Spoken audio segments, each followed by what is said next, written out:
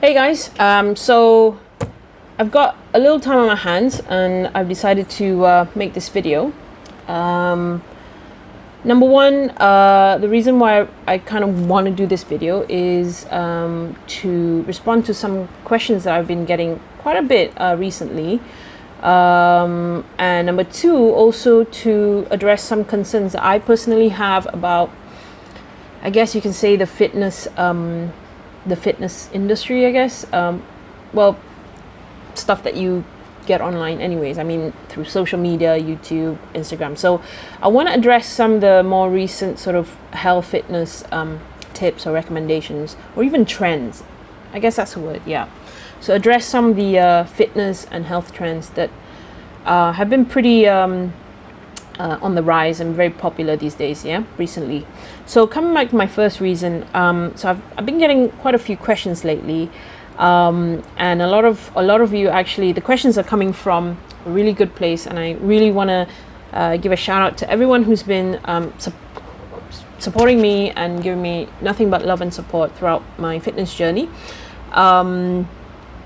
And you guys always give me great motivation, to keep going. Sometimes it can get tough. I probably don't really share it with you guys, some of my tougher moments. A lot of you see the pictures that I post on my Insta stories and on my Instagram feed and all that, but you don't really see like the grit and the kind of push and pulling that I have to do in order to get to that, So thank you so much for all your love and your support.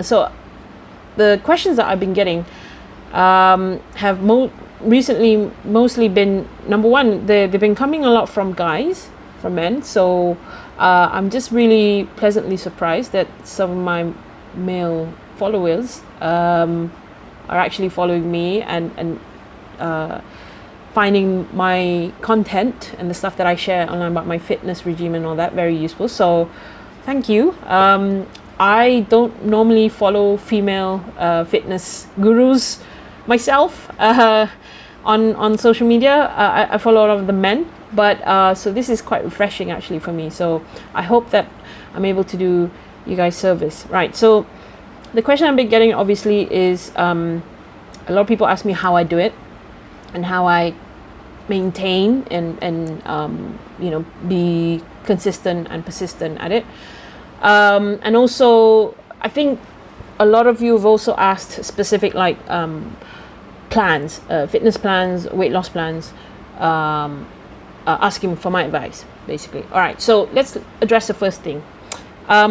So with some of the guys, most of you have been asking, okay, so you don't have so much weight to lose, but you want to lose a little bit of that belly fat, tone up, and just in general be at a more healthier weight, right? At a more ideal, like close or at least, or even better, be at your ideal weight, right? So it depends really on, first you have to identify what your long-term plan is.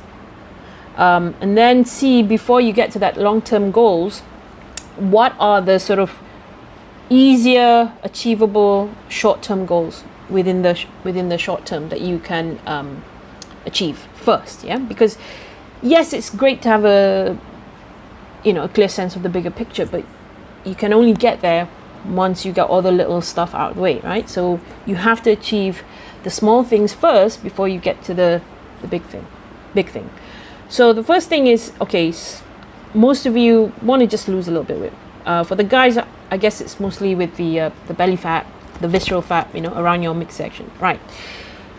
In the last, say, a year or so, I have been religiously doing intermittent fasting. For me, that has been like the discipline that has made me stuck to this, right? And it has shaped, it's almost like become like a mantra for me, really. And it's taken me to this level where I can't part with it, right? So it's become so embedded in my lifestyles. It's become so ingrained in the person I am, that it literally defines me, is what I think. Yeah, because you will hardly ever see me these days not doing IF, intermittent fasting. So intermittent fasting is a great way, as I said, to get you into discipline, because it gives you this two windows, right? So the first window is the actual fasting. So fasting here means fasting from food and anything that has calories, right? So you literally do not consume any calories during your fast. And normally, with anything, you want to start pretty light first. You want to go easy first. So this can be anywhere from 6 to 8 hours for your first try, and then you kind of slowly add on the hours as you go, right? So the goal is to start small and see, how soon you can stretch that fasting window before you get to a certain, a really good level where you can maintain and pretty much becomes your kind of long-term regime, program. So for me, it's worked wonders, my intermittent fasting, and I've been doing it for the past year. It's been almost every day. But in total, I've actually been doing intermittent fasting for more than that. I would say close to 2 years now, except that in the last year it's pretty much been every day, and on some days I change up my intervals a bit to kind of in a way improve my metabolism, but I'll talk about that later in another video. But really switching up your intervals, your eating window, your fasting window can be very beneficial, especially if you've been doing it as long as I have. So it's great to switch it up. But coming back to starting out and then sticking to a routine, just start small first and then see, as you go on, how long you can stretch that fasting window. So basically no calories consumed during the fasting window. Then it is followed by a feeding window, or they call it a refeed, or whatever you want to call it, eating window, feeding window, refeed. So basically you have the window where you're fasted, in a fasted state, and then you have another window where you're putting food into your body, right? So why is fasting helpful? Well, it comes back down to the bottom line of any diet plan, and especially if the goal is to lose weight and lose fat, it boils down to only one thing. That is calorie deficit. It is the most basic thing that explains, well, pretty much everything to do with energy consumption and energy expenditure in our bodies, right? So it's pretty much like this. If you've ever been if you remember from school, if you were a pure sciences student in the pure sciences stream, you probably remember your teacher going on about how energy is indestructible. So think of food as energy, and when you put the food into your mouth, you're basically putting energy into your body, inside your body, right? And at some point, that energy has to be used, okay? And there are many ways that the that the body uses energy. The first is obviously to keep you alive, right? And that that is part of what we call your basal metabolic rate, or your BMR. So this is literally the energy spent to do the most basic functions, in your body to keep you alive. And this literally means the energy that you'll spend if you do nothing all day and you're just lying in bed all day, right? So every person has their own BMR, basal metabolic rate, and with the BMR you have to consume enough to make sure that you have enough of that energy, right? So the idea is, if you are overweight and you want to lose that weight, that extra fat around the belly, around the thighs for girls maybe, wherever you have fat on your body. The idea is that now you understand that the body needs to use energy to keep you alive, right? Your basal metabolic rate. The other way the body uses energy is to obviously fuel your movements, right? So you're walking, you're standing up, all the other little movements that you do, squatting, bending down, I don't know, depending on what kind of job you have or how much you move that day, that will vary a lot, depending on individual. So you've got two ways there your body uses up energy, right? So imagine you put in all this energy through your food, and you use up the energy through your basal metabolic rate and your everyday movements. But at the same time, you are eating, or you are putting in more energy than you are actually using through your BMR or your everyday movements. So what happens? Remember, energy is indestructible. So where does the energy go? Well, it gets stored. And what is stored energy? Fat, right? The fat already in your body is stored energy. Okay? So having that excess fat is literally just storing energy that you should really be using if you want to get rid of it. Simple as that. I mean, that's just basic logic over there, right? So if anyone wants to argue that any diet or any weight loss doesn't involve energy in and out, okay, thermodynamics they call it, well, that person really has an issue with science and probably doesn't or refuses to accept facts. Okay, because that is the bottom line for any diet. It doesn't matter whether you're doing intermittent fasting, whether you're doing the keto diet, whether you're on a vegan diet, whether you're on the carnivore diet, whether you're on Atkins. It all has to do with energy coming in and energy coming out. For example, I'll give you an example. With the keto diet, you almost eliminate almost all carbs, right? You eliminate a food group, an entire food group. What happens? Well, you bring down your calorie consumption. Because imagine if you're eating all the food groups, and now you've got one food group out of the way, you're going to tend to reduce those calories. So you reduce the calories consumption, what happens? Obviously, your body will have to use the stored energy, the fat that you already have, to make up for that lack of energy. So what happens then? It taps into your fat, it burns the fat as energy. Simple as that. Okay? So again, it all comes down to energy in versus energy out. And how do we see that? Calories. So people who've been asking me, how do I do it? Yes, bottom line is calories in, calories out. Energy in, energy out. It doesn't get any simpler than that, and there's really no other way to put it. Okay? It doesn't matter what diet you're on, what kind of food group you're eliminating, it's always going to come down to that. So if the goal is to lose weight, to lose fat, your energy consumption must be lower than your expenditure. You must be at a calorie deficit.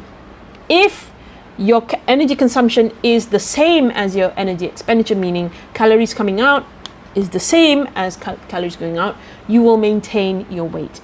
All right? So if the goal is to maintain your weight, you're already at an ideal weight, fine, that's great.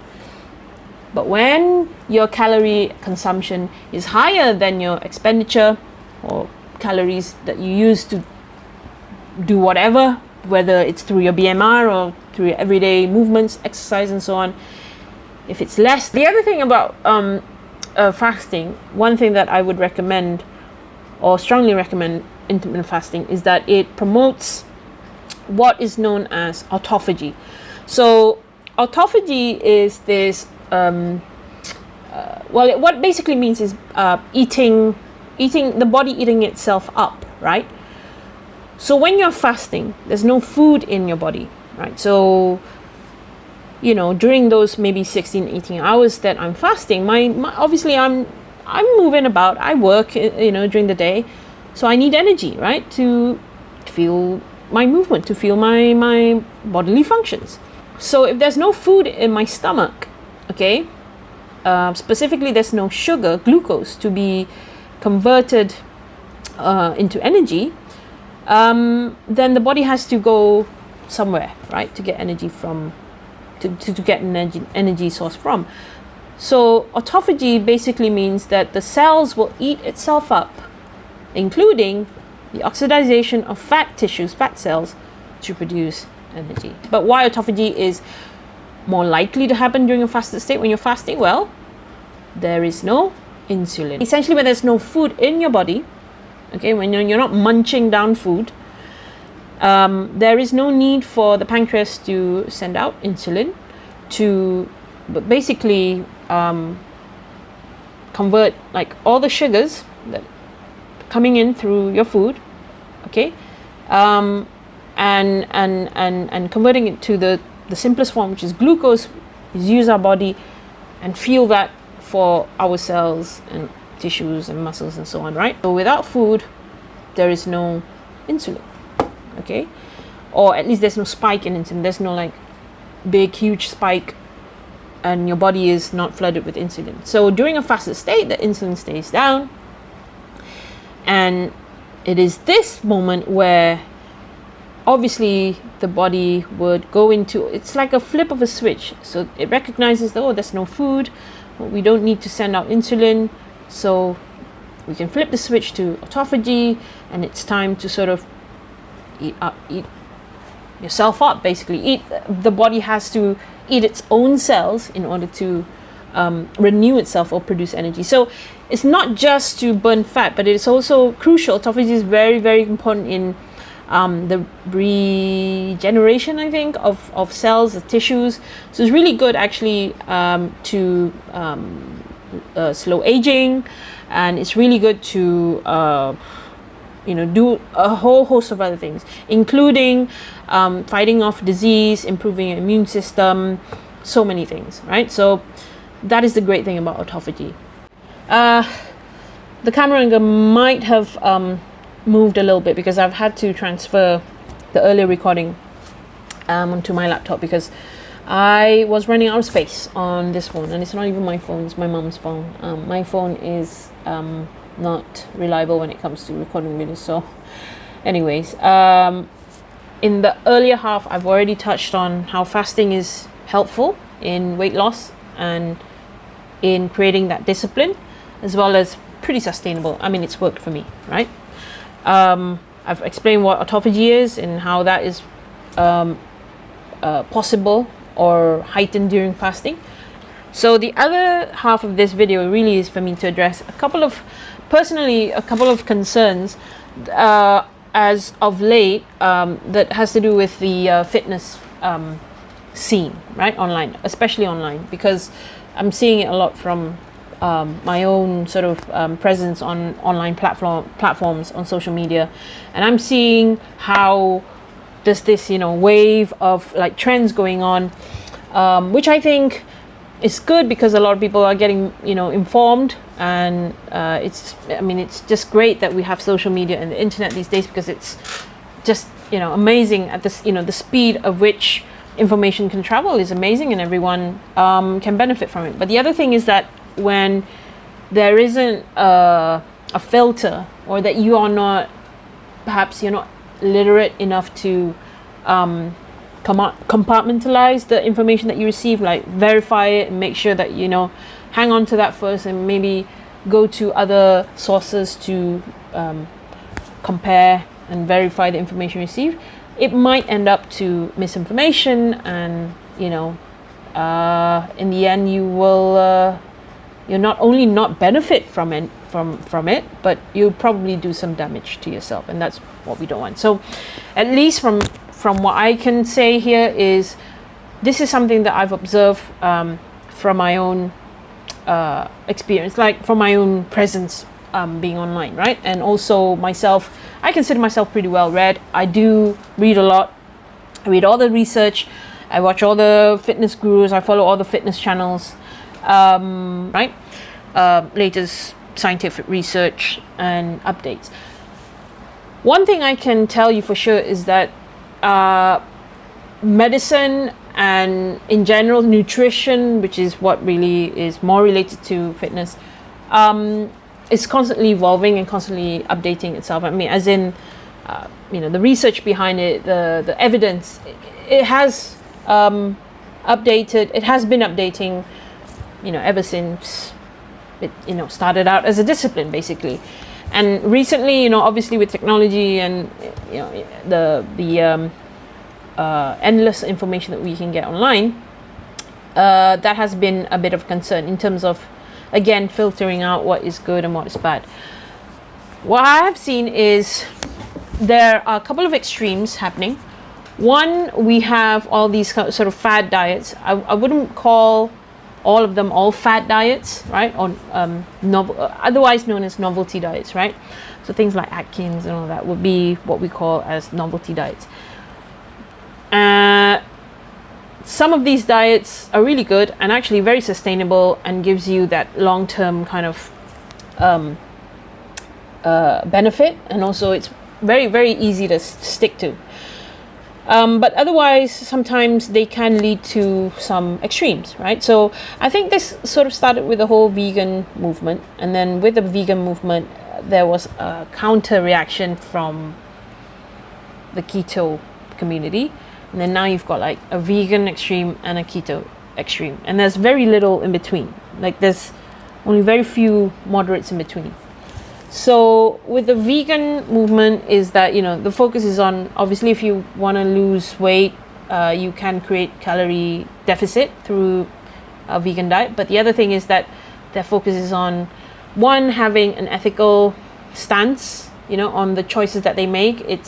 A lot of it is for ethical reasons, which is great, and I applaud them for that. Requires a lot of dedication and commitment in order to stick to that.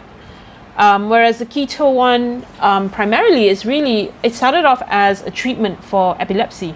So it actually was, I think maybe almost 100 years ago, the medical community saw that as a great way to help patients with epilepsy, because believe it or not, and I'm sure some of you already know this, that when it comes to the keto diet, where we have a high fat consumption, right? It helps with brain function, because whether or not you've realized, the brain cells are primarily fat tissues.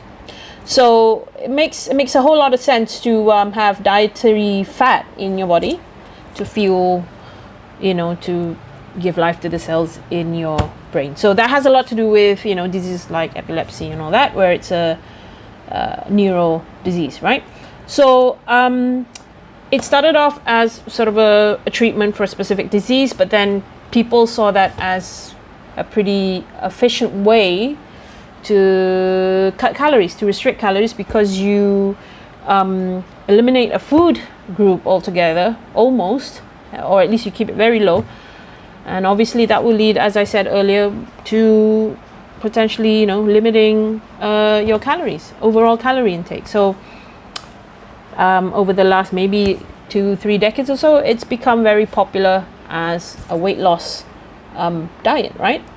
So the main thing about the difference between keto and vegan is, as I said, the main thing is that that they're making an ethical stand on it, as well as in the process you're also able to create calorie deficit and maintain good health and fitness from that.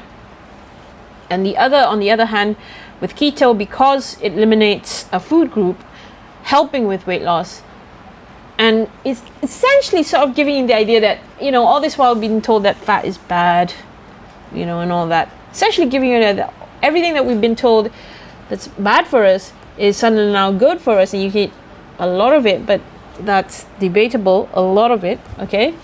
I'll come back to that in a bit. But basically, you're being told that the stuff that you thought, and we've always been told is bad, that, for a long time we were told fat makes you fat, right? So now you eliminate carbs and you say you can eat more fat. So, and the best thing is that you can actually lose weight from eating more fat. Well, it's fine if you take it at that surface level, because superficially that's what it is.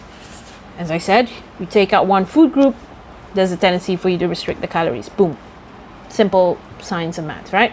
But the other extreme to that is that since on the vegan side, it's more of an ethical kind of argument. On this side, they're saying, well, perhaps it's not so much an ethical argument as it is that it's just our bodies being designed to metabolize fat and animal fat. And we're not designed to metabolize fat from plants, or we're not designed to metabolize carbs from plants. So it's almost like this other extreme where it's only animal based or animal sources that we can have any of the dietary food groups from.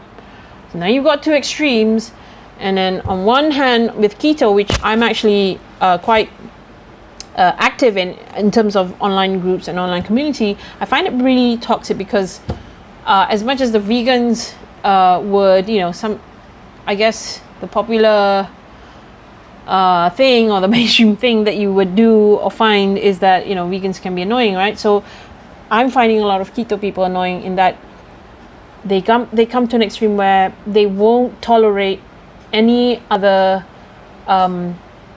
approach to quote unquote a healthy lifestyle.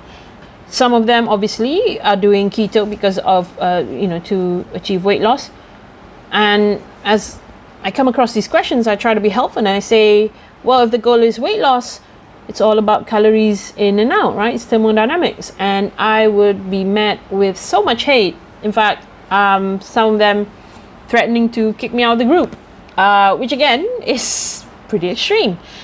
So it's gotten to a point where they refuse to accept the science behind it. The science behind, simple as, how you create a calorie deficit. It doesn't matter what diet you're on, and they refuse to accept that.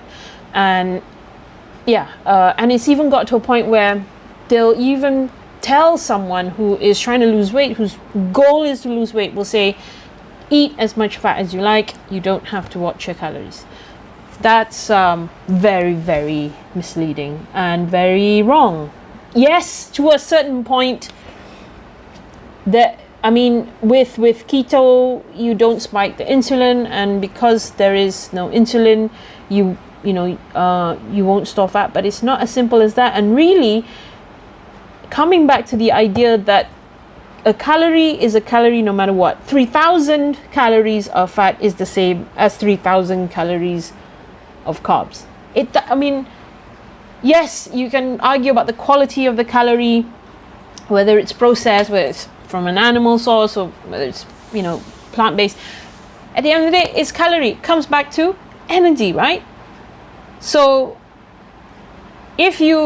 even if you manage to control your insulin levels and you don't spike your insulin levels when you're eating, if you're eating too much of whatever it is you're eating, you are still going to risk storing that fat. And the other thing is that there's even research, newer research, that talks about how fat actually spikes insulin through spiking ASP, which I'll just check again the full kind of what it stands for.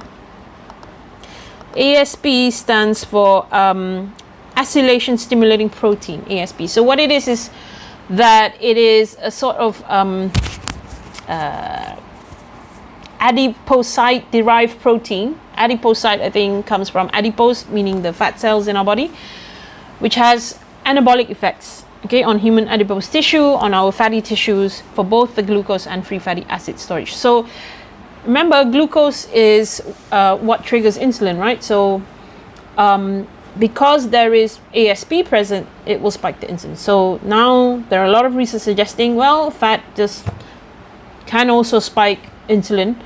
Maybe not as much, but it is going to spike the ASP, which in turn spikes the insulin, right? So again, the idea that you can eat limitless calories, you can eat as much fat as you want, is really utter, garbage, really. And it's just really harmful to anyone who's starting out and thinking, oh, this is great, and thinking, now I don't have to work. Yes, fat is healthy for you, but also if the goal is to lose weight, it comes down to calorie deficit, and there's really no other way around it. So I guess that's some of the concerns that I want to address. Whenever you see something online and it's trending, you know, a lot of people are doing this, or a lot of people are doing that. You know, some people are just eating bananas. I mean, some people are just eating fish. Remember that it all comes back to the bottom line, which is calorie deficit. I can't say it enough, right? So let me just write it down. Okay, again, there. I have it written out. Okay, and in between, where your calorie input and your output matches, you have weight maintenance. So you go either way. You have fewer calories, you're going to lose weight. You have more than what you spend. All right, you expend your energy on weight gain. Simple as that. Doesn't get any simpler, does it? So I hope this video has been helpful, and I hope that you can benefit from what I shared today. As I said, a lot of it is coming from my own lived experience. You know, I'm still on my journey. I'm at the moment, I am my main goal, my immediate goal is to reduce my body fat percentage. I'm right now around 27 to 26%. And I really want to get it down to at least below 25 before hitting that, you know, really ideal kind of lean, athletic kind of body build at 20% body fat. So I'm also on a journey, and it's been going on for a while now. This is my second year now since, you know, losing a bunch of weight. Along the way, I've learned so much. And along the way also, I've learned that I have to live through it. I have to experience it in order to know what works for me. It's a trial and error process, and it's going to take you a lot of determination, dedication, and commitment. All right, it's not an overnight thing. You have to stick to it. So yeah, that's really all there is to it. And I hope that you can find the motivation the way that I've been able to find motivation from people, from you all, and from friends and people who've given me nothing but support. So I hope that this has been helpful. See you guys soon. Bye.